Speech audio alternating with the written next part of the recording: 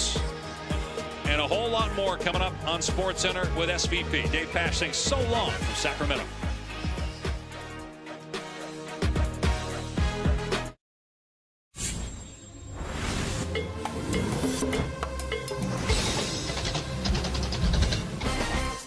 Hi there, welcome. SportsCenter from the nation's capital. I'm Scott Van Pelt. Win or go home time in the NBA. We will head back to San Antonio, visit with Anthony Davis and Tim Legler. Some post-game coverage on deck. Plus, Tyler Hero puts on a show in Chicago to set up a Friday night showdown between Miami and Atlanta, who Vegas favors on the way. And the spring portal is open in college football, not to be confused with the winter portal, and it's a bit of a mess. So much so that we're taking yet another pass at this topic in the One Big Thing. That's a bit later.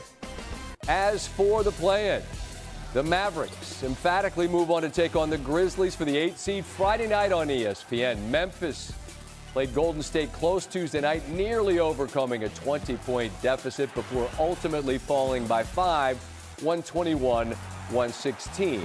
This game will be the 5th matchup between Dallas and Memphis this season. The Grizzlies won 3 out of the 4. The last 2 meetings occurred after the Doncic trade, with Memphis taking both by an average of 23 points. But you never really know the context, who's coming off back-to-back, who's on the 5th and 6th nights, whatever. The loser of Friday's game will join the rest of the non-playoff teams at home in Cancun. The winner earns a first-round meeting with the wagon that is, or that are, the Thunder. Memphis dropped all 4 of their games against OKC. The Mavs were the only team with a winning record against the number 1 team out west. The stats don't count for this game, but this was Dallas's 3rd largest win since they moved Luka back in early February. That stunning move. It still has folks wondering what happened there. The Mavericks will look to carry that momentum as they try to become the first 10th place team to make the playoffs since the inception of the play-in tournament back in 2021. Dallas and Sacramento, 9-10. And in the second quarter, this is when Dallas really started to stretch things out. Klay Thompson hits the triple. Kings down a dozen. DeMar DeRozan. You know this man has more than 25,000 points? He does. He had 33. Next Mavs possession. Klay, how long is it in his fingertips? Not long. Now it's in the bottom of the bucket. Mavs up 13. Klay, again, give me all 3 of these. 5 of 5, 16 points in the 44-19 second quarter. Now it's AD.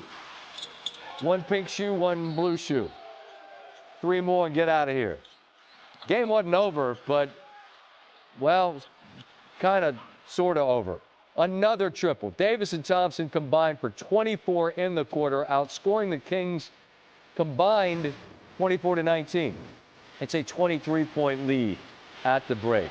What a feed, backdoor. There's Klay off glass. He had 23. Then it's Davis spinning, fading away off the window. The lead is 22.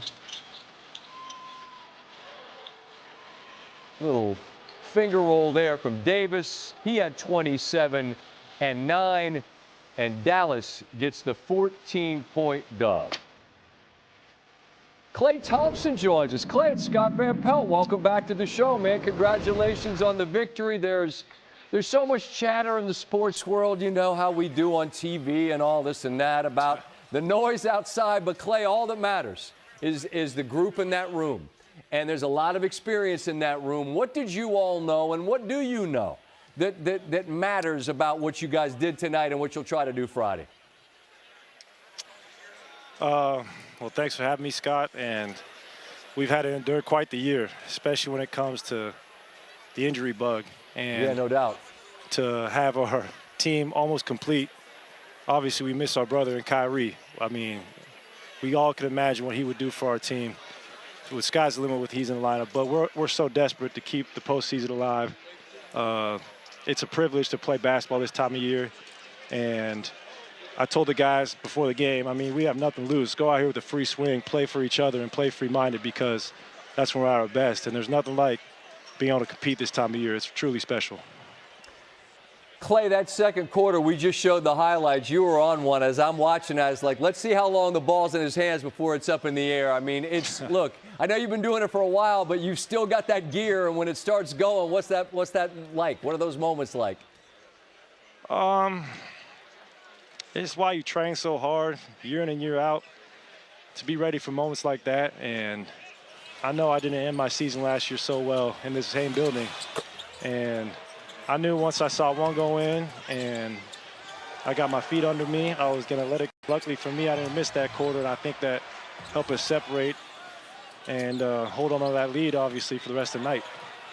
No doubt. Now, you and AD combined for 50, and there's a bunch of guys that made a finals run on this team and know what this is about. I think that gets underestimated, again, in the midst of all the chatter.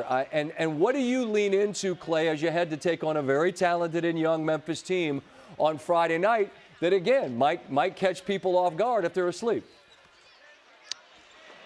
Well, this was a great test for us. I mean, Sacramento's crowd is one of the best in the league, and it was electric in here to start the night. And this is what's going to prepare us to come when we go to Memphis. We know how talented that group is, and they have a great home court. But like you said, Scott, a lot of these guys have had finals experience, and a lot of guys are hungry to have an experience like that. And when you combine our young athletes with the veterans we have, we can hopefully continue this season and give it everything we have, because we want to give the city of Dallas something to be proud of, at least, especially with their energy and effort. And we're going to go to Memphis and lay it all out there, and that's all we can ask. That'll be electric, too. But you guys have been down this road before, man. Clay, it's always a pleasure to watch you do what you do and to visit with you, man. Stay well until we talk again, all right? Thanks, Scott. It did feel good to exercise those demons in here, man. I bet it did. I bet it did. Buckets, baby, buckets. Clay, I believe he was 0 for 10 last year, but that was last year. You see the Mavericks since the Luka trade, and again, that's the lens that so much of this is viewed through. But they've got an opportunity, if they can win on the road, to earn the right to take on the top seed. And that is what they will attempt to do as they will play Memphis Friday night Sports Center with us to follow. All right, we're going to visit with Tim Legler in a bit. In the meantime, in between time, the first game tonight, Bulls and Heat battling for a spot against Atlanta. This is the third consecutive season these two teams have faced one another in the play-in. Tyler Hero in the first from everywhere. On the drive, test the paint, and now let's step back, and let's step back again. You can shuffle those feet, it's fine. Hero, 6 of 6 from the floor in the first. Heat led by 11 going into the second. They've got shooters. There's Duncan Robinson. That's 3. The Heat lead by 20. Andrew Wiggins on the drive. Up top, and there's Bam Adebayo, and the Heat are rolling.